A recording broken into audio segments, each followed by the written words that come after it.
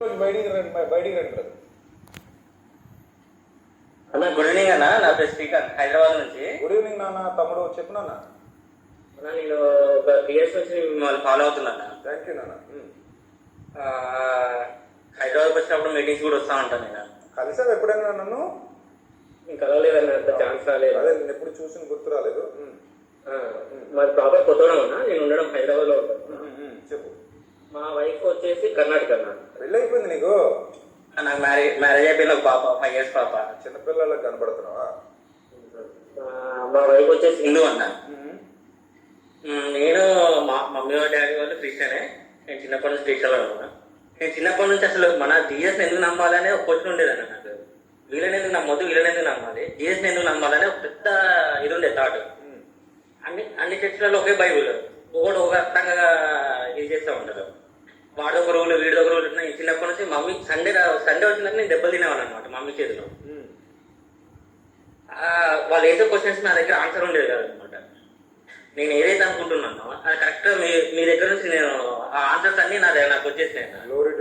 ఇప్పుడు ప్రతి ఒక్కడు ఇప్పుడు మిమ్మల్ని మొన్న జై శ్రీరామ్ అనేసి అన్నందుకు ప్రతి ఒక్కడు ఇప్పుడు వస్తున్నాడు అన్న. నీ వల్ల అంటే మొత్తం క్రిస్టియానిటీ మొత్తం వాళ్ళ మనోభావం దెబ్బతిని అనేసి అంటున్నాడు ప్రతి ఒక్కడు. నేను ఇట్లా మాట్లాడుతున్నాను, నాకు చాలా అవసరం ఉందన్న. ఎందుకంటే ఆ రాధ మనవాడు బైబిల్ గురించి ఇష్టం వచ్చినా మాట్లాడతాడు, గొర్రెలు. అప్పుడు ఒక్కడు కూడా మనోభావం దెబ్బతినలేదన్న. అప్పుడు ఎవ్వడు కూడా బయటకు రాట్లేదు.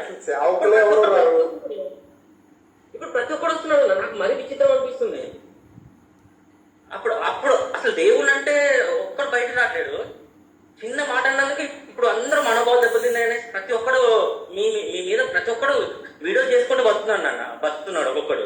అది అసలు నా వల్ల కావట్లేదు. అది పోనీలేనా, దేవుడికి లెక్క చెప్పుకుంటారు. ఇప్పుడు రేపు పొద్దున తీర్పు దినానా క్రీస్తు న్యాయపేట ఎదురు నేను నిలబడినప్పుడు నా ప్రభు నన్ను దీనికి త్రోసివేయడు. ఆ విశ్వాసం నాకు బలంగా ఉంది. ఎందుకంటే నా హృదయం ఆయనకి తెలుసు. నా హృదయంలో ఏముందో, నా పెదాల మీద నుండి ఏమొచ్చిందో అన్నీ ఆయనకి తెలుసు. మీరు వాళ్ళకి ఆన్సర్ చేయాల్సిన అవసరం లేదండి. ఆ రోజే ఫుల్ క్లారిటీ ఇచ్చేసాను. రేపు పొద్దున్నే తీసుకుంటారేమో అనుకుని ఆ చర్చలోనే నేను ఫుల్ క్లారిటీ ఇచ్చాను. క్రాంతి గారు కూడా ఫుల్ క్లారిటీ ఇచ్చారు. క్రాంతి గారు మీరు నమ్ముతున్నారా అంటే లేదని చెప్పేసాడు ఆయన. నేను హిందూనని చెప్పాడు ఆయన. కానీ ఒక హిందూ క్రిస్టియన్ ప్రేమగా ఉండకూడదా? ఏంది ప్రేమ ఉండాలన్నా? ప్రేమ అందరూ మనం అంతా ఎవరి బిడ్డలమన్నా, ఎవరి బిడ్డలము. ఏదో ఒక రోజు వాళ్ళు సత్యం తెలుసుకుంటారు. అంతే, పక్కా ఖచ్చితంగా తెలుసుకుంటారు. ఇప్పుడు నా వల్ల నేను మా వైఫ్ కి నేను బలంతంగా అసలు నేను ఎప్పుడు నువ్వు నమ్మాలంటే చూడు, జీఎస్ లో ఒక చిన్న తప్పు ఉందంటే వద్దు, నమ్మొద్దు. ఎందుకు నమ్మాలి? అంటే నీ భార్యను ఎప్పుడు బలవంత పెట్టలేదు? ఎప్పుడు పెట్టలేదు. సూపర్. తను నాకంటే ఎక్కువ బిలీవ్ చేస్తుంది. ఇప్పుడు వాళ్ళ మమ్మీ డాడీ చాలా స్ట్రాంగ్ అన్న. అంటే హిందూ వాళ్ళ చిన్నప్పటి నుంచి వాళ్ళు అక్కడ అలా ఉంది అక్కడ కల్చర్. కానీ ఇప్పుడు చాలా బిలీవ్ చేస్తుంది. అంటే ఇప్పుడు బిలీవ్ చేయడం చాలా బిలీవ్ చేస్తుంది. నాకంటే ఎక్కువ బిలీవ్ చేస్తుంది అన్న. ఆవిడంతటా ఆవిడే మార్పు చెందినప్పుడు నువ్వు ఆవిడ నేను ఇప్పుడు బలవంతం చేయను అన్న. Very good. నేను అంటున్నా, ఇప్పుడు నేను చదువుకున్నా, నేను ఎందుకు నేను చేసి ఎందుకు నమ్మాలి? అది నేను అదే చెప్పాను. జిఎస్ కూడా నీ దగ్గర 10 రూపాయలు ఉన్నాయంటే ఒక 5 రూపాయలు అనాథాశ్రమంకి వెళ్దాము, వాళ్ళకి ఫుడ్ పెడదాము. ఇది ఎవ్వడు చేయడన్నా.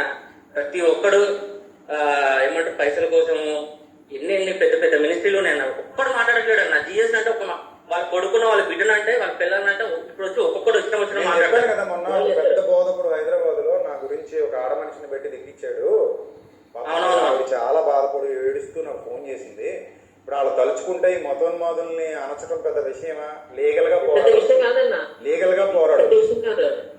కానీ వాళ్ళు అసలు పట్టించుకోరు. అదే మనం వాళ్ళ భక్తులందరూ వచ్చేస్తారు.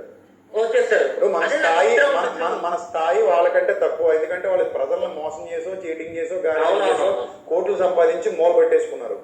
సుప్రీంకోర్టుకైనా అడగలరాడు. అవసరమైతే వెళ్ళి సీఎంని కలవగలరు. కానీ ఏం చేయరాడు. అసలు దేవుడు అంటున్నారన్న పబ్లిక్. దేవుడు నొప్పి లేదు, బాధ లేదు, ఉండదండి. వాళ్ళ కృతజ్ఞతార్పణలో వాళ్ళ పోగేసుకోవటాలు తప్పితే యూట్యూబ్ ఎంత వెళ్ళిపోతున్నా కూడా ఇంకా ఏదో మోసం చేసి నడిపించుకున్నట్టు తప్పితే ఇలాంటి ఇష్యూస్ జరుగుతున్నాయి. డైరెక్ట్ వెళ్ళి సీఎంను కలుగుతాం, మనకు వెసులుబాటు ఉంది కదా అని కూడా అనుకోరాడు. మళ్ళీ వాళ్ళకి ఏమైనా వాళ్ళకి అవసరమైతే సభలకు సీఎంలు తెచ్చుకుని ఉంటారు. ఇప్పుడు నాకు బైబిల్ గురించి 1% కూడా తెలియదు అన్న.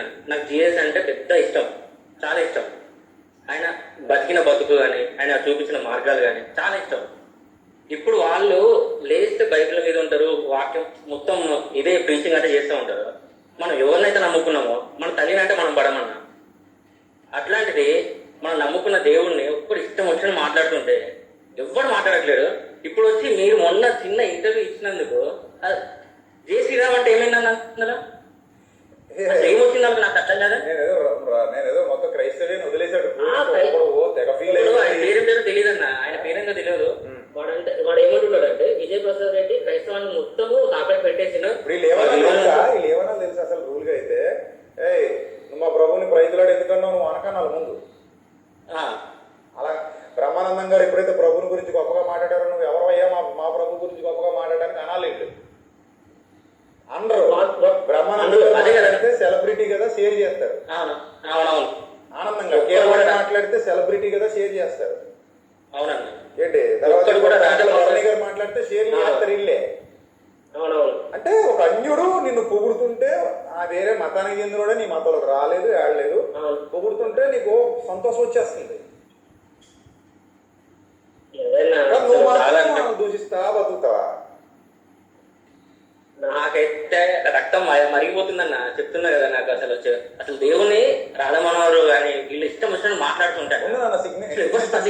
సిగ్నేచర్ స్టూడియో వాళ్ళు అడిగితే అన్నాను డైరెక్ట్ తీసుకురండి, ఆయన్ని కూర్చోబెట్టండి, నాకు చాలా క్వశ్చన్స్ ఉన్నాయి, ఆయన ఏమంటాడు ఏం అడుగుతాడు అన్నీ అనమండి. వీళ్ళందరూ మనోళ్లే మన పుట్టినోళ్లే అంటున్నాడు కదా.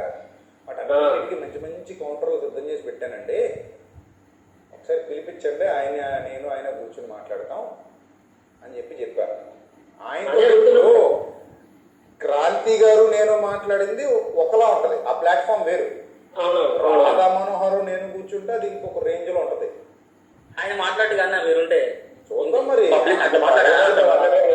ఆయన భాషలో లాగా ఉత్తర కుమారుడు లాగా ప్రగలభాలు పలుకుతున్నాడు ఆయన భాషలో చెప్తే. మరి ఆయన మాట్లాడాలి వచ్చి. ఇప్పుడు తిన్నట్టు నాకు అర్హతలు కావాలి, నువ్వు పుట్టు క్రైస్తవుడు అయి ఉండాలి, ఈ సోదంతా సబ్జెక్ట్ మాట్లాడడానికి పుట్టు క్రైస్తవుడు ఎందుకు? అవును, ఎగ్జాక్ట్లీ అంతే కదా. క్రైస్తవుడే కాదా? అంతే. పుట్టు క్రైస్తవుడు, మీ తాత ఎవడు, మీ మొత్తాత ఎవడు అంటే దానికి వెనక్కి వెళ్తే ఇంకా కొన్ని కథలు ఉన్నాయి. ఇప్పుడు రివీల్ చేయను, ఆ రోజు ఒకవేళ అవకాశం ఉంటే అప్పుడు మాట్లాడతాను, చాలా బాగుంటది. ఇంకా మంచి మంచి నాకు తెలిసిన హిందూస్ ఉన్నారు, ముస్లిమ్స్ ఉన్నారు, చాలా వాళ్ళు ఎంత నిజం చెప్తున్నాను. ఒక దేవుని నమ్ముకున్నామంటే పక్కన రెస్పెక్ట్ చేస్తాడు కానీ ఎవరు కించపరచాడు అన్న, వాడి మనోభావాలు ఎవరు దెబ్బతీయాడు. అదే కదా. ఇప్పుడు యేసుక్రీస్తుని అంటే నాకు ఎంత బాధ కలుగుతుందో మీ దేవుడిని అన్నా మీకు అంతే బాధ కలుగుతుంది. నువ్వు ఒకవేళ ఒక వ్యక్తి ఎవరైనా మీ గ్రంథాలను దూషిస్తే ఆ వ్యక్తి మీద చర్యలు తీసుకోండి, గ్రంథాన్ని అనకండి. బైబిల్ తెలియదే ఆడదేళ్ళకి పద్దాక పుస్తకాలు పెట్టుకుని మాట్లాడేద్దాం అనుకుంటే ఎలా కుదురుతుంది? అదే పర్సనల్ మాట్లాడుతున్నాడు కదన్నా, నీ తండ్రి వాడి తండ్రి వాడు పుట్టిండు ఫస్ట్ ఎక్కడి నుంచి వచ్చిండు అని ఇష్టం వచ్చినా మాట్లాడుతున్నాడు. అసలు ఎవరికి క్వశ్చన్ రావట్లేదా అనేసి నా పెద్ద క్వశ్చన్ అన్న ఇది. ఓకే నాన్న, థ్యాంక్ యూ. మరి మళ్ళీ మాట్లాడదాం. నీకైతే ఈ చర్చ నీకు ఎలా అనిపించింది, నీ అభిప్రాయం చెప్పు. చాలా బాగుందన్న. అంటే మేము బయట నుంచి మాకు చూసే వాళ్ళకి అంటే మేము అనుకుంటాం మాకు ఇది మాట్లాడితే బాగుంటది కదా, ఇది అనుకునే లోపల మీరు మాట్లాడేస్తున్నారు, మాకు ఆన్సర్స్ వచ్చేస్తున్నాయి. అవి నేను క్రాంతితో క్రాంతి ఇంటర్వ్యూస్ అని చూస్తున్నాను. క్రాంతి ఒక్కసారి అన్నని పిలిస్తే బాగుంటది కదా అనుకున్నా. మీరు ఆ రోజు ఆగస్ట్ 14 రోజు ఒక వీడియో రిలీజ్ చేశారు, సూపర్ అని. దానికోసం నేను వెయిట్ చేశాను అనమాట. ఇంకా 4 ఛానల్స్ వాళ్ళు పిలిచారు. ప్రైమ్ 9 ఏదో ఉంది, తర్వాత సిగ్నేచర్ స్టూడియో, భారత్ టీవీ, ఇంకా 2-3 పిలిచారు. అన్నిటికి కూడా నెక్స్ట్ మంత్ వస్తానని చెప్పాను. మొత్తం ఇస్తాను, ఇంకా ఇంటర్వ్యూలు ఇస్తాను. నేను యాక్చువల్గా సివిల్ ఇంజనీర్, ప్రైవేట్ ఏజెన్సీలో సివిల్ ఇంజనీర్ పనిచేస్తున్నా. నా ప్రాజెక్ట్ కూడా యాదగిరిగుట్ట టెంపుల్ అన్న. అక్కడ పెద్ద ఇంజనీర్గా ఉన్నా నేను అక్కడ. ఇప్పుడు అక్కడ నేను పనిచేసిన 5 సంవత్సరాలు నేను అక్కడ టెంపుల్లో ఉన్నా, గర్భగుడిలో పనిచేసిన నేను. అంటే ఇప్పుడు నేను దేవుని నమ్ముకున్నా కాబట్టి అక్కడ పనిచేద్దాను నేను. ఒకటి ఇప్పుడు మనం అన్యులతో ఎలా ఉండాలో ఒక మాట గుర్తొచ్చింది నాకు. అన్యజనులతో ఎలా ఉండాలో కొరింథీయులకు రాసిన మొదటి పత్రికలో ఒక మాట చూడు. కొరింథీయులకు రాసిన మొదటి పత్రికలో 5వ అధ్యాయంలో 9వ వచనం ఒకసారి చూడు. మీరు బైబిల్ ఉంటే నేను చదువుతాను. సాంగత్యం చెయ్యొద్దని నా పత్రికలో మీకు వ్రాసి ఉంటుంది. అయితే ఈ లోకపు జారులతోనైనను, ఈ లోకపు లోబులతోనైనను, దోచుకుని వారితోనైనను, విగ్రహారాధకులతోనైనను ఏ మాత్రము సాంగత్యం చెయ్యొద్దని కాదు. ఓకే. ఇది మతోన్మాదులకు తెలియదు. ఇది విగ్రహారాధనను దూరం పెట్టండి అన్నాడు, అదన్నాడు, ఇదన్నాడని. ఇందాక నాకు ఎంత నవ్వు వచ్చిందంటే లలిత్ కుమార్ గారు ఆయన వీడియోలో కొలసి పత్రికలో రెఫరెన్స్ చూపించి ఏమంటాడంటే విగ్రహారాధనని ఎలాంటి దరిద్రపు పాపాలతో పోల్చాడో బైబిల్లో చూడండి. అది ఆడ బైబిల్ జ్ఞానం. లలిత్ కుమార్ గారు ఆ విషయంలో ఇంత వీకా అనుకున్నాను అనమాట. ఆయన ఇందాక మాట్లాడుతున్నాను కన్నింగ్ అన్నాడు. ఆయన ఏమంటాడంటే ఆయన కొలసి పత్రిక 3వ అధ్యాయం 5వ వచనం చెప్తాడు. ఏంటట, కావున భూమి మీద ఉన్న మీ అవయవములను అనగా జారత్వమును, అపవిత్రతను, కామాతురతను, దురాశను, ఎలా చదివాడు తెలిసి అక్కడ విగ్రహారాధనను అన్నాడు. అక్కడ అలా లేదు, విగ్రహారాధన అయిన ధనాపేక్షను అంటాడు. అంటే విగ్రహారాధనను అని ఇందులో గెలిపించాడు. ఇప్పుడు హిందూ సోదరులు ఎవరికి బైబిల్ ఏముందో తెలియదు. లలిత్ కుమార్ గారు అదే చూస్తారు, అలాగే ఉంటది. కానీ బైబిల్ ధనాపేక్షను విగ్రహారాధనతో పోల్చాడు. ధనం కావాలనే పిచ్చి నీకుంటే అది కూడా విగ్రహారాధన లాంటిది. ధనం ఒక విగ్రహం అక్కడ అంటాడు. దాన్ని అలా వక్రీకరించేది అనమాట ఆయన. సో కాబట్టి ఇక్కడ పాయింట్ ఏంటంటే లోబులతో కొరింథీ పత్రిక 5వ అధ్యాయం 10-11 వచనాలు, దోచుకున్న వారితోనైనాను, విగ్రహారాధకులతోనైనాను ఏ మాత్రం సాంగత్యం చెయ్యొద్దని కాదు. అలాగైతే మీరు లోకంలో నుండి వెళ్ళిపోవాలంటాడు.